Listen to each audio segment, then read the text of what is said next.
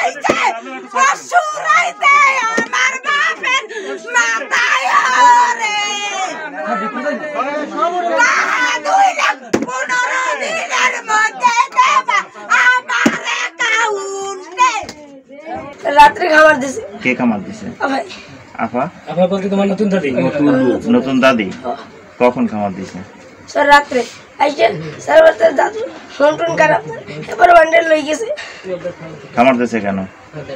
Sir তো কইতে পারেন না স্যার। আবার স্বামী ফোন দিয়ে স্যার অনেক আজে বাজে কথা বলে স্যার। কোরআন শরীফ লাগাইছে হাতে লাইছে হইবে না কোরআন শরীফ মাথায় লইতে দেছে আইছে এ কিস্তি উড়াইছে ইয়া মোর বাপে টানে।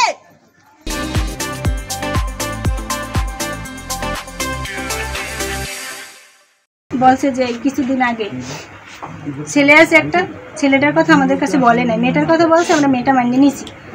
ছেলেটা মানিয়ে নিই নাই, এখন বলে যে আমার ছেলেটাও মানিয়ে নিতে হবে, নাইলে আমি থাকবো না, চলে যাব। বলে তো আমার যেরকম আনছো, আমি অল্প বয়সী মেয়ে, আমার যেরকম আনছো আমার এরকম ছাড়িয়ে দেবো, আমি থাকবো কিসের জন্য? আমার ছেলে মানিয়ে না নিলে, আমার ঘরে 3টে ছেলে, তারপর আরও 2টে ছেলে মেয়ে যদি হয়, ওরা ছোট মানুষ, ওরা বাজাবাজি করে ঘরে বসে, বোনেন একসাথে।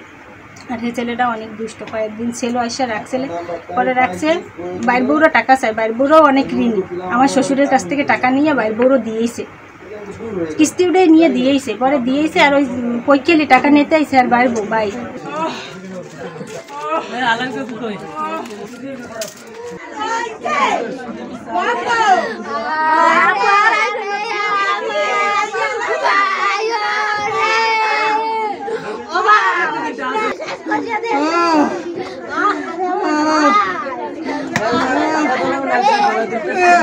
ওকে 2 দিনের মধ্যে কোনো ঝামেলা হয় না, ঝামেলা কয়েকদিন ধরেই চলতে আছে। আমার শ্বশুরের কাছে টাকা চায়। কতদিন ধরে চলতেছে?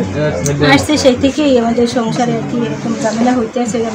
শাশুড়ি মানে বিয়ে হয়েছে নূতন, কিন্তু কিছু বললেই বলে যে আমার টাকা দিয়ে ছাড়িয়ে দাও, আমার টাকা দিয়ে ছাড়িয়ে দাও, আমার টাকা দিয়ে ছাড়িয়ে দাও। আমার শাশুড়ি একদিন বলছে যে আপনি নূতন আসছেন, সংসার করবেন, আপনি টাকার কথা বলেন কিসের জন্য সবসময়? যে আমার টাকা আপনি কি সংসার করতে আসেন না, শুধু টাকার কথা বলেন কিসের জন্য?